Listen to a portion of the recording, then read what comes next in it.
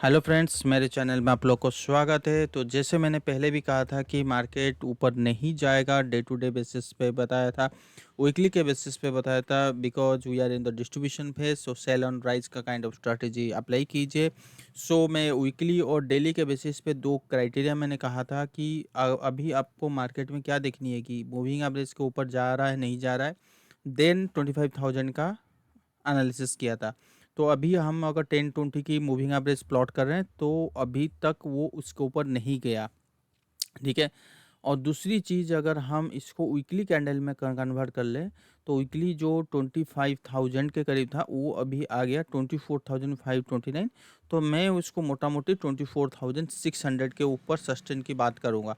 अगर 24,600 के ऊपर सस्टेन होता है तो हमारे ये दो क्राइटेरिया मैच हो जाएगी कि 20 डे मूविंग एवरेज के ऊपर हो जाएगा, जो क्रॉसओवर आ जाएगा, और दूसरी चीज़ वीकली कैंडल के ऊपर हो जाएगा, विच इज़ मतलब ऊपर की तरफ रैली हम देख सकते हैं। अब क्वेश्चन उठता है कि कितना रैली देखेंगे, नंबर वन, ठीक है, वो बाद में देखें, मैं बताऊंगा। अगर मैं डेली के बेसिस पे अगर अब मैं बात करूं तो अभी तक मुझे जो लग रहा है कि अभी तक एलियट थ्योरी के बेसिस पे this is the 1 2 3 4 5 should be 23,500। तो पहले मैंने कहा था कि यहाँ पे 200 डे मूविंग एवरेज है, तो यहाँ पे 23,500 में एक काइंड ऑफ सपोर्ट बन रहा है इन terms of moving average. Okay, so 20 day moving average बहुत बड़े मायने रखता है। और दूसरी चीज़, अगर हम RSI की देखेंगे तो will get a positive divergence, so that will also a good giving strength in this chart. And another thing, if you are talking about data, so I will come to that point. So let me complete. Okay, so चलिए हम data के ऊपर चलते हैं। सो data में अगर हम ये चीज़ देखेंगे, सो अभी तक एडी लाइन जो है ना, एडवांस डिक्लाइन लाइन जो है, अभी तक लो लो चल रहा है। तो यहाँ पे कोई भी यहाँ पे कोई पॉजिटिव सिग्नल नहीं आया है। सो क्लियर, यहाँ पे पॉजिटिव सिग्नल बिल्कुल नहीं आया। और दूसरी चीज़, अगर आप इनकी MMI मार्केट मूड इंडेक्स देखोगे तो ओवर सोल्ड के एरिया में भी नहीं आया है, ठीक है, तो वहाँ पे भी नेगेटिव है। FI डेरिवेटिव डाटा की अगर मैं बात करूँ तो यहाँ पे जो बार बार इस लेवल पे जब भी इनकी पोजीशन आता है तो एक काइंड ऑफ बाउंस बैक आता है। यहाँ पे अगर आप चीज़ों को देखोगे तो बहुत बार है कि बाउंस बैक आता है और अच्छा खासा बाउंस बैक है। तो क्या इस बार भी वैसे ही होने वाला है? देखो अभी तक नहीं आया है। यहाँ पे मैं कर्सर रखूँगा तो आपको दिख जाएगा। यहाँ पे देखिए, मैं इसको डिलीट करता हूँ, क्रॉसर रखूँगा, अभी तक टच नहीं हुआ है। यहाँ पे देखो, ये इस एरिया में अभी तक टच नहीं हुआ है। तो हो सकता है कि ये जब तक टच करेगा तब तक हम 23,500 तक पहुँच जाएंगे। तो हो सकता है कि वहाँ पे एक निफ्टी काइंड ऑफ ऊपर की तरफ ले पुल बैक मीन्स कि ऊपर की तरफ बात कर रहा हूँ, ठीक है, और ऊपर की तरफ हो सकती है, चांसेस है। और एफ आई जो कैश पोजीशन है, और बहुत लोग इसको जिम्मेदार कहते हैं कि एफ आई के वजह से मार्केट गिरा है, ठीक है, बट ये जानना चाहिए कि एफ आई का पैसा चाइना में शिफ्ट हो रही है, तो जिस वजह से मार्केट गिरा है। सर जी, ये न्यूज़ है और ये न्यूज़ किसी भी टाइम पे बन सकता है। अगर हम तेज़ी हो गए तो ये चाइना वाला न्यूज़ ख़त्म हो जाएगी, अगर हम गिरावट है तो चाइना वाला जो न्यूज़ है वो एकदम से आता रहेगा, ठीक है, यूएस वाला न्यूज़ आता रहेगा, सब कुछ आता रहेगा। तो पॉजिटिव में पॉजिटिव, नेगेटिव में नेगेटिव न्यूज़ चलाते हैं उन लोग मीडिया वाले। और दूसरी चीज़, अगर आप देखोगे, जैसे अभी बात चल रहा था कि बाइडेन कह रहा हूँ, ट्रम्प जीत रहा है, तो मार्केट यहाँ से सुपर डुपर बुलिश होने वाला है। जिस दिन वो इलेक्शन था 5 तारीख रात को, मैंने भी कहा था कि नहीं, कुछ नहीं होने वाला, हर चीज़ डिस्काउंट हो चुकी है। और मार्केट जो होते हैं वो अपने वो इलेक्शन के बेसिस पे नहीं चलता, वो चलता है अर्निंग्स, जीडीपी डाटा, ये सारे डाटा के वजह से चलता है। जबकि वो डाटा जितने भी सारे देखेंगे तो वो डाटा रातों रात चेंज नहीं होते हैं। तो ये सारे चीज़ डिस्काउंट हो चुका है, तो कहीं ना कहीं ये नेगेटिव फैक्टर होगा। और एग्जैक्टली ऐसे ही हुआ हमारी मार्केट में।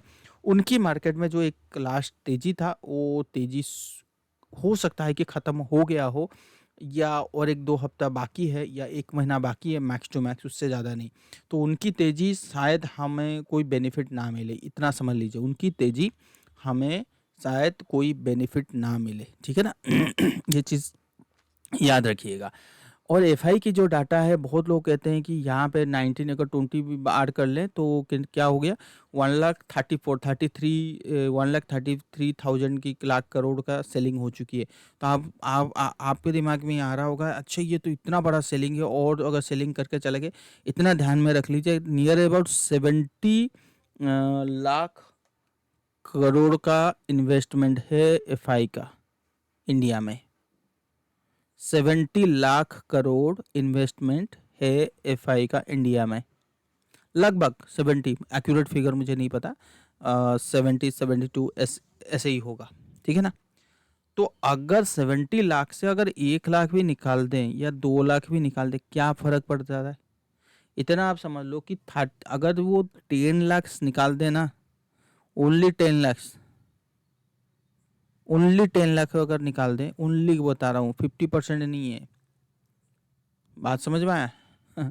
ओनली 10 लाख, 10% 12% के करीब आएगा अगर निकाल दें, तो मार्केट अभी जो चल रहा है 25,000, लेट से कैलकुलेशन करने में इजी होगी, चलो 24,000 ले लेते हैं, ये एकदम से आ जाएगा 12,000,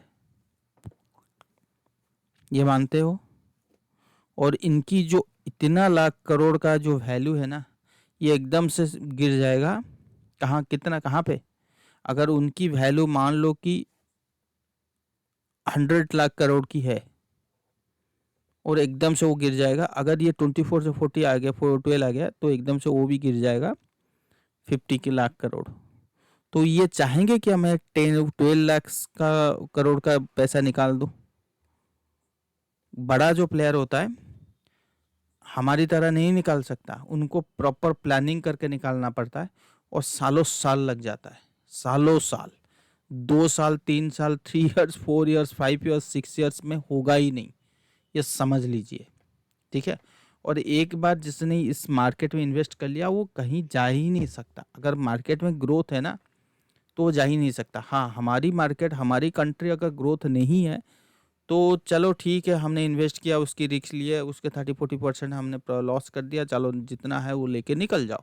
श्रीलंका, बांग्लादेश की तरह हो गया है मार्केट, पाकिस्तान की तरह हो गया, तो फिर वो समझ में आता है। हमारी मार्केट वो नहीं है, तो ये इंडिया को छोड़ के कहीं जा ही नहीं सकते। और जो आप 1 लाख करोड़ का देख रहे हो, या कल को ये 2 लाख करोड़ का होने वाला है, या 3 लाख करोड़ का, वो तो सभी के साथ हो रहा है, आपके साथ भी होता है। अगर आपकी पोर्टफोलियो 10 लाख से इवन 50 लाख हो गया है, तो आप वहाँ पे सोचोगे ना, मैं मुझे कुछ कैश में रखना चाहिए, या आपकी जो कैपिटल है वो एटलीस्ट निकाल दो, ठीक है, जो कैपिटल 10 लाख, तो 50 लाख से 10 लाख निकाल दोगे, तो क्या आप मार्केट से आउट होगे? तो ये कंसेप्ट को हमेशा सोचिए। तो ये कोई डाटा, ये जो एफआई की डाटा है कि इतनी रोज का सेल हो रहा है, ये हो रहा है, क्या होगा और सेल होगा, ये डाटा आपके लिए है ही नहीं। ये मतलब बेमतलब का डाटा है, मुझे कोई फर्क नहीं पड़ता कि एफआई रोज रोज क्या कर रहे हैं, कल क्या कर रहे हैं, परसों क्या कर रहे हैं, इससे क्या मतलब है भाई? एफआई कंटिन्यू सेल कर रहे हैं, दिन था भाई एफआई भी सेल कर रहे थे, रिटेलर बाई कर रहा था तो रिटेलर की जिंदाबाद हो रही थी। अब रिटेलर भी, मार्केट गिर रहा है तो रिटेलर भाई कहाँ चले गए, अब एफआई की बात हो रही है। ये गलत है, ऐसे इसको देख के कोई भी स्ट्रेटेजी आप अप्लाई नहीं कर सकते हो, ये चीज़ को समझ लो, ठीक है। तो इसलिए मैंने ये चीज़ डाटा दिखाया, ठीक है, आप समझ रहे हो कि अच्छा एफआई सेल कर रहे हैं, तो दैट मीन्स की सेलिंग रहेगी आप आने वाले टाइम पे, ठीक है। तो ये चीज़ ठीक है, बस इतनी सी दिमाग में रख लो।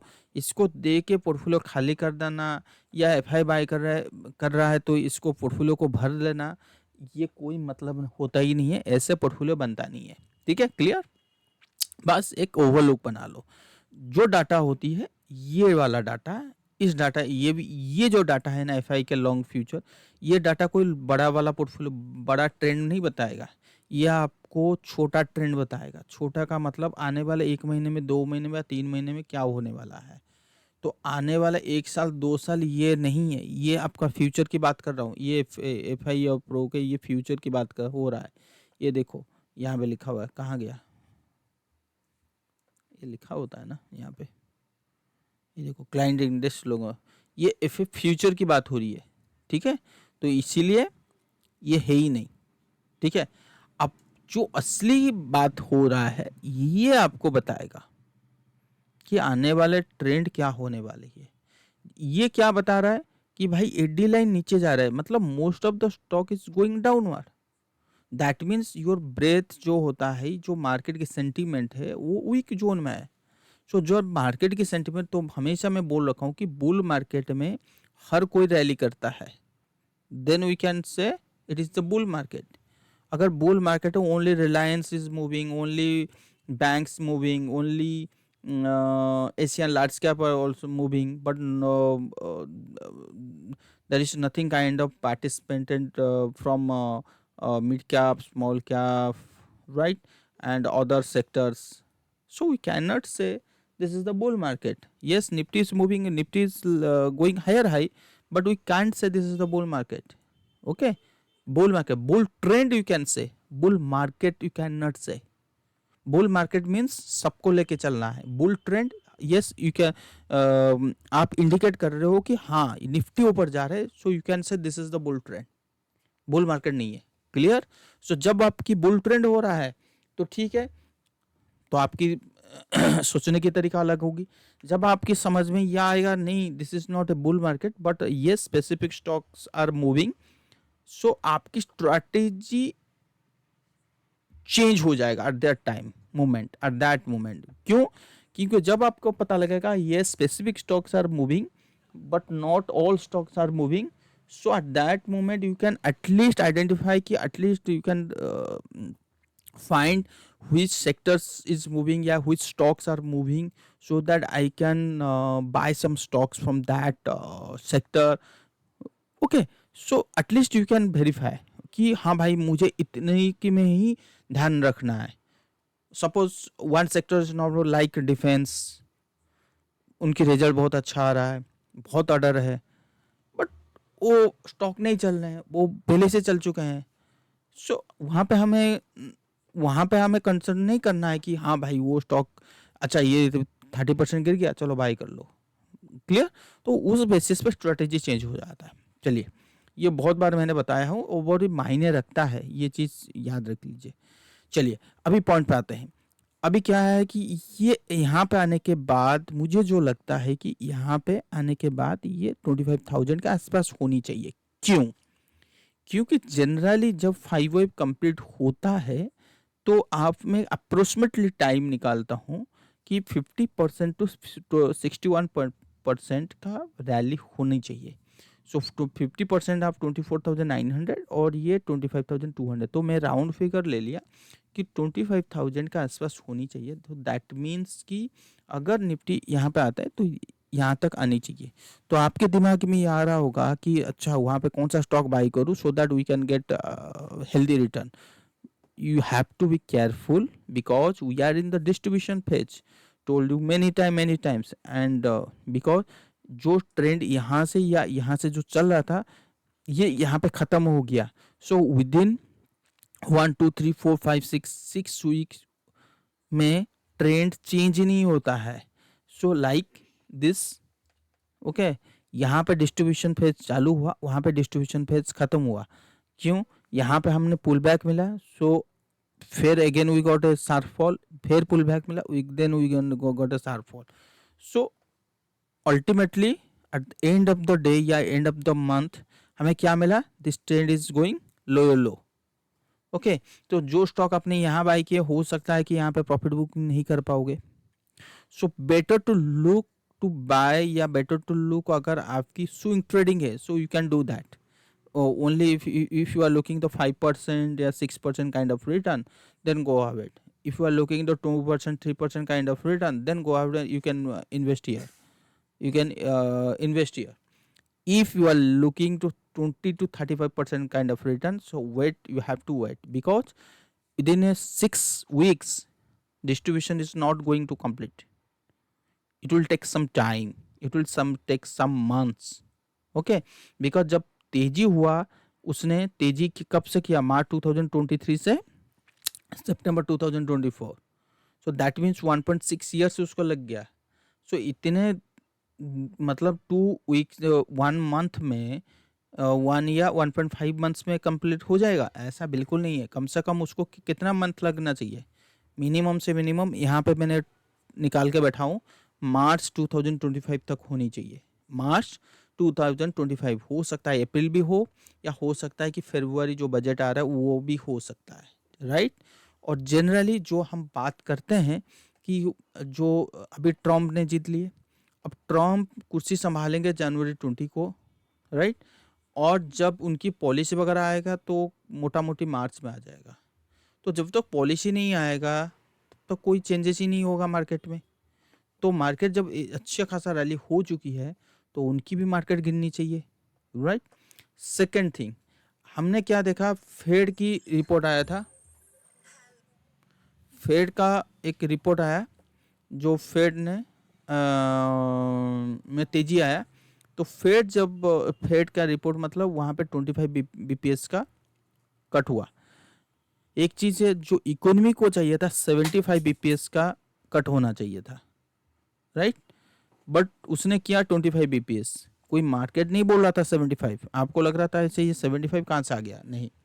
जब इकोनॉमी कंडीशन, जबकि आपकी GDP to market cap, GDP to market cap 200% के आसपास पहुंच जाए तो दैट मीन्स कि समथिंग इज दैट।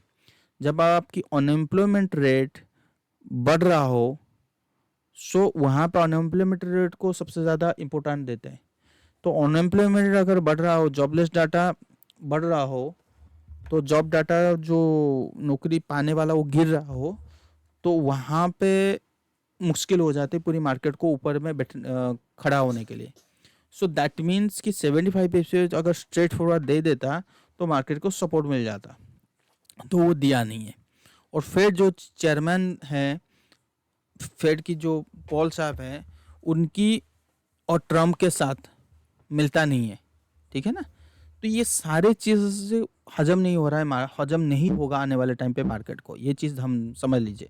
तो चाहे दिसंबर में अगर रेट कट भी 25 बीपीएस हो जाए ना, तो भी मार्केट को गिरना है, समझ गया। तो ये था मार्केट की व्यू। दूसरी चीज़ हमने क्या देखा, चाइना का डाटा। मैंने कहा था कि इस हफ्ते में बहुत सारे डाटा आने वाले हैं, बड़े बड़े इंपॉर्टेंट डाटा, उस बेसिस पे मार्केट में वॉलेटिलिटी रहेगी। चाइना का नेशनल पीपल कांग्रेस टू जो अलाउ किए गिव स्टिमुलस प्लान का 839 बिलियन डॉलर की दिए। इससे क्या होगा फ़ायदा, इससे फ़ायदा बैंक वालों की होगा। हो सकता है कि उनकी मनी उनके पास आ जाए, जो डेप्ट खड़ा है उनका, बैड डेप्ट्स जो है, या रियल एस्टेट में जो बिल्डिंग बड़े बड़े प्रोजेक्ट बन नहीं पाया है, हो सकता है कि वो पैसा जाए और प्रोजेक्ट बन ले और लोगों को प्रोजेक्ट मिल जाए। या इंफ्रा में जो सबसे ज़्यादा पैसा लगा हुआ है वहाँ पे जो अटका हुआ है, तो उनको फ़ायदा होगा। बट क्या है कि ये भी चीज़ डिस्काउंट हो चुकी है, चाइना वाला, तो ये भी कोई फ़र्क नहीं हो पड़ने वाला इस मार्केट को। हो सकता है कि चाइना में गिरावट आए बट पूरी वर्ल्ड में गिरावट आ सकता है। ये हो गई पूरी कहानी, मैंने बता दी, ठीक है। अब हमें क्या देखना है कि अगले हफ्ते हमें 23,500 आएगा, तो उस टाइम पे हम देखेंगे बुल कहाँ पे बनता है। बुल मतलब एक pull back, but at this moment you have to मतलब आपको तैयार रहना है फॉर द स्विंग ट्रेडिंग के लिए, नॉट फॉर द इन्वेस्टमेंट। यहाँ पे swing trading with stop loss, swing trading का मतलब होता है स्टॉप लॉस के साथ ही करना है, वो आप ही देख लो, ठीक है ना, वो यहाँ पे। तो मेरा स्ट्रेटेजी रहेगा सेल ऑन राइज। तो सेल ऑन राइज मतलब 25,000 आ जाएगा तो बढ़िया वाला सेल ऑन राइज फिर स्ट्रेटेजी रहेगी नीचे की तरफ, ठीक है। अब ये देखना है कि ये जो ट्रेंड चल रहा है, ये ट्रेंड ऐसा अगर ऊपर भी गया तो भी नीचे आएगा, अगर यहाँ गया तो भी नीचे आएगा। तो मोटा मोटी इसको नीचे आना ही आना है, एक बार पुल बैक आनी ही चाहिए। Let's see, okay. तो ये था निफ्टी की व्यू। उस मैंने इससे पहले और इसके साथ दिखाया था निफ्टी वर्सेस आपकी चाइना वाला। ये मार्केट देख रहे हो, ये चीज़ देख रहे हो आप, ये चीज़ क्या मैंने बोला था कि ये निफ्टी है, ये निफ्टी है, ये आपका S&P है। तो देखो निफ्टी यहाँ पे टॉप आउट कर दिया था, बट S&P जो है ना यहाँ पे हायर हाई बन रहा था, राइट। S&P हायर हाई बना था और निफ्टी, ये निफ्टी को फॉलो कर रहा है, तो निफ्टी गिर रहा है। और उसके बाद हमने देखे बहुत अच्छा वाला फॉल देखे यूएस मार्केट में, ये 2021 की बात कर रहा हूँ, ठीक है ना। और यहाँ पे निफ्टी मेकिंग हायर हाई और जो एग्जैक्टली हमें हमने क्या मिला कि जो यूएस मार्केट है वो लोअर लो बन रहा था। तो यूएस मार्केट से इंडिकेशन आ गया था कि यूएस मार्केट में इंडिकेशन आ गया था कि नहीं, ये बॉटम आउट हो रहा है और निफ्टी हो सकता है लीड ले, और यहाँ पे डाइवर्जेंस वगैरह सब कुछ आना चालू हो गया था।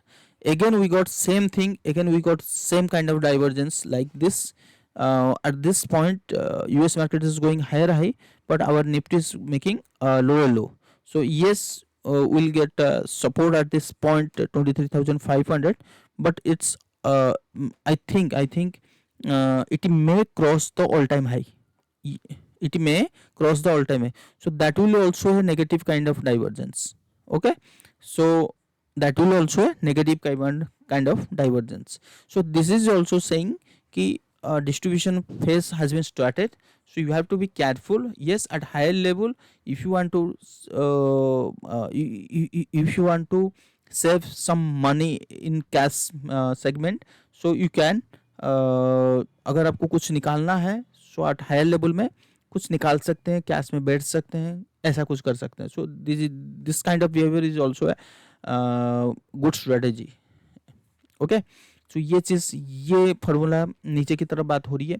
दूसरी चीज़ अगर आप बात देखोगे, चीज़ें ये देखोगे, मैं आपको बताता हूँ।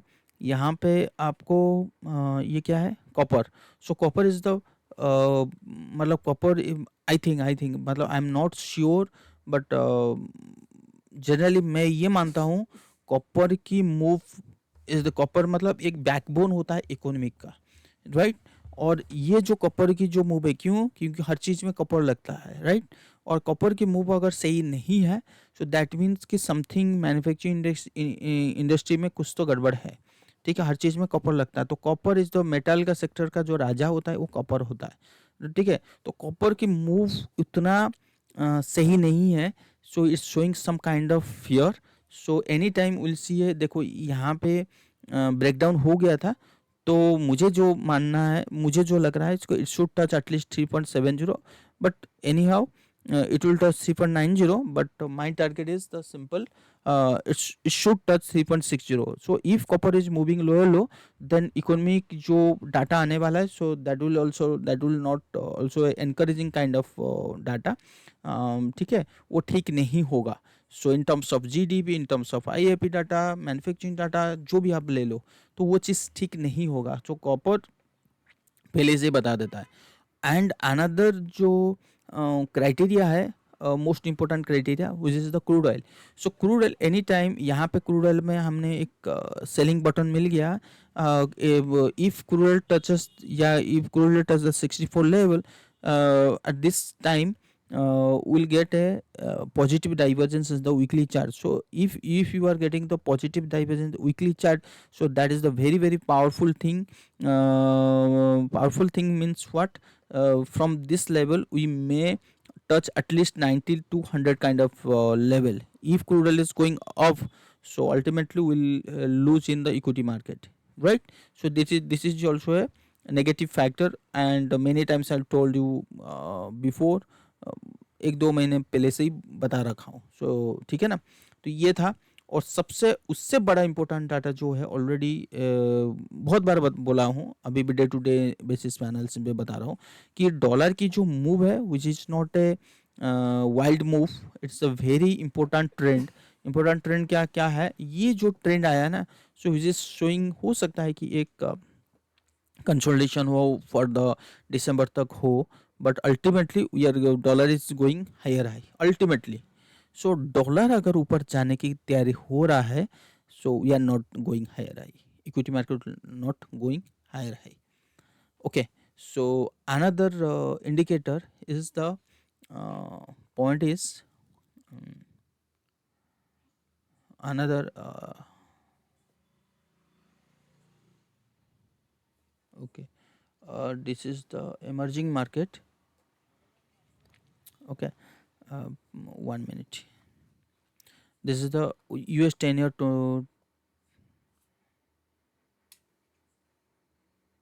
no, something is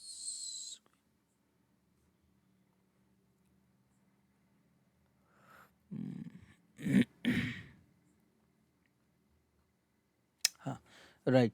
सो हम लोग वीकली चार्ट में कन्वर्ट कर लेते हैं। सो ये जो 10 ईयर्स और 2 ईयर्स बॉन्ड्स जो है तो it's going higher high, so it should touch. तो यहाँ पे जाने का मतलब ये होता है कि इक्विटी मार्केट शुड मतलब नीचे आनी चाहिए और आपकी जो डॉलर है वो तेजी हो जाना चाहिए, ठीक है ना। तो ये चीज़ क्लियरली कह रहा है कि इक्विटी मार्केट को नीचे आना चाहिए। देन आइए विक्स के ऊपर। तो यहाँ पे जो ट्रम्प की जीतने के बाद हमने देखा एक सडन डाउनफॉल आया कि यहाँ से हमने एक काइंड ऑफ वॉलेटिलिटी मिलेगा दोबारा, ये इस टाइप की होनी चाहिए। और हमें उसके बाद अभी तो रिसेंटली कोई बड़ा वाला तेजी नहीं आएगा विक्स में, और इसमें 1 महीने 2 महीने का कंसोलिडेशन होनी चाहिए। तो ऑलरेडी हमने तो तैयार कर दिया है, हमारा मार्केट और उनकी मार्केट दोनों अलग है, तो इसलिए हमने तो तैयार कर दिया। सो VIX is slowly moving up up up up. Okay, so and this index is different index. This is the MSCI SCWI. This is the all country world index है। तो उनकी जो इंडेक्स है, so index is showing fifth wave. So fifth wave is going to complete at any moment any time. So my level is the simple 122।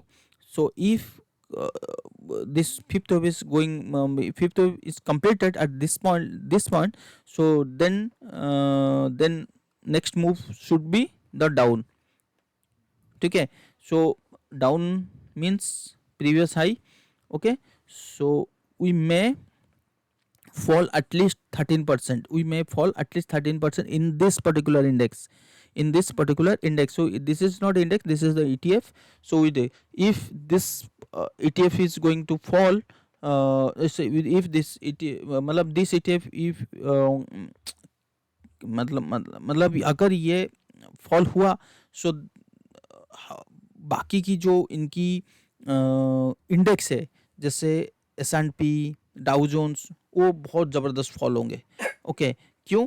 क्योंकि जब इसमें तेजी आया तो उस तेजी में 60% की मूव आया, राइट। तो 60% की मूव में के कंपैरिजन पे हाँ अगर हम देखेंगे S&P, राइट, तो S&P में कितना परसेंट की तेजी हुआ? 72, ठीक है। और अगर ये यहाँ से फॉल हुआ, देखो 18 to 20% की करीब करीब फॉल हो जाएगा। तो मोटा मोटी मेरा वही एक्सपेक्टेशन है, 20% का फॉल होनी चाहिए। तो इनकी मार्केट में अभी तक सेल हुआ ही नहीं, हम ऑलरेडी हो चुके हैं, कमज़ोर हो चुके हैं। So you have to be careful. तो ऐसा हो सकता है कि हम जो कमज़ोर हो रहे हैं और आने वाले टाइम पे अगर यूएस मार्केट में कमज़ोर होना चालू हुआ तो उसकी डायरेक्ट इफेक्ट हमारी मार्केट में आएगा ही आएगा।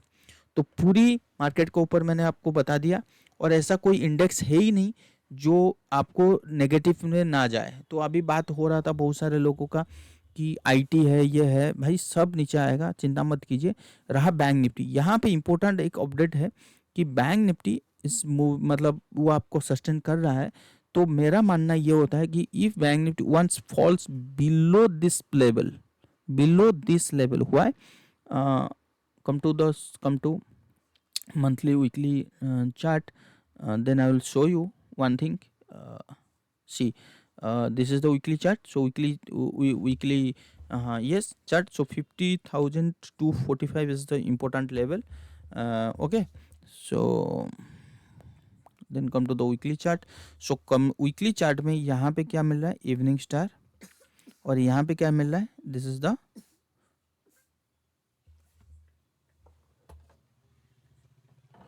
is the bearish engulfing candle. So within the bearish engulfing candle, bearish candle के अंदर हमें insider candle मिल रहा है। तो अगर इस कैंडल के नीचे अगर हम चलते हैं, इस कैंडल के नीचे, तो 50,380 50,300 याद रख लीजिए, तो हम नीचे चले जाएंगे, ठीक है। तो मेरा मानना है कि निफ्टी अगर 23,500 आता है तब तक बैंक निफ्टी नीचे चला जाएगा। और बैंक निफ्टी वंस नीचे गया और वीकली क्लोजिंग मिल गया तो हो सकता है जो निफ्टी में तेजी आएगा तो बैंक निफ्टी को ऊपर जाने ही नहीं देगा। बात समझ में आया? This is called index management. अब समझ में आया? This is called index management. Nifty को ऊपर जाने नहीं देगा। कौन जाने नहीं देगा? Bank Nifty. ऐसे ही होता है, ठीक है।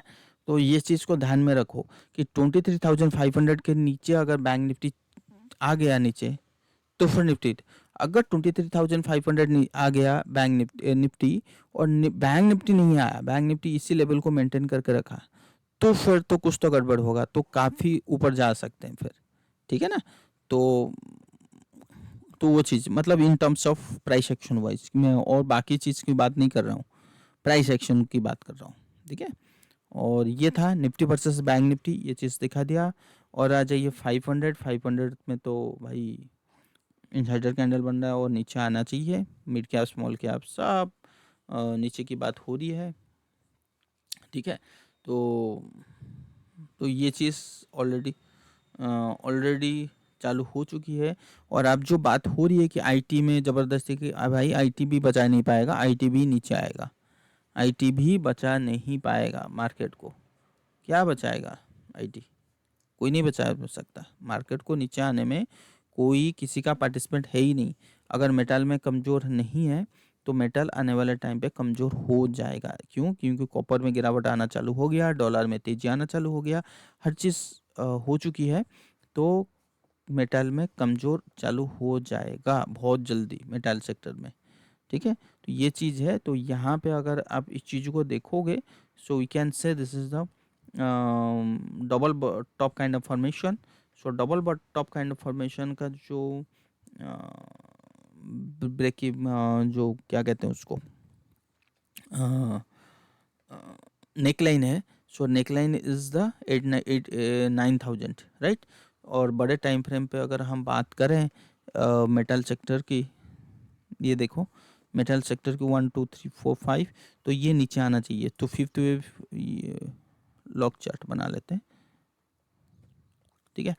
तो फिफ्थ वेव डाइवर्जेंस आना चालू हो गया, ठीक है। तो इस टाइप की मूव हो जानी चाहिए, मतलब यहाँ पे जो 1 2 3 4 5, ये देखो क्लियर। तो यहाँ तक कहीं होनी चाहिए। तो लेट्स सी कहाँ तक होनी चाहिए, एक रफली आइडिया निकालते हैं। यहाँ पे 61% की फॉल है, तो अल्टीमेटली हम 50% एक जले, परफेक्ट यहाँ तक मैंने दिखा दिया आपको, ठीक है। 50% का फॉल लेके चलते हैं, ठीक है।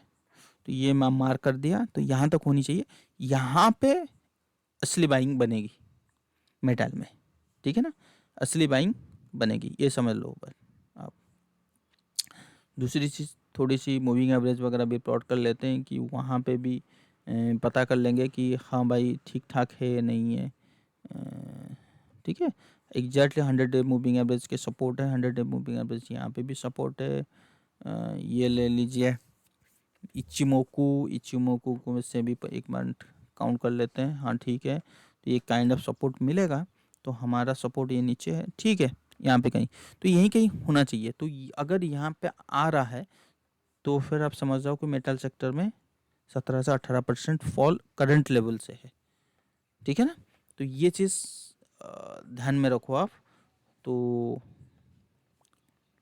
इसको डिलीट करते हैं, पैरेलल चैनल,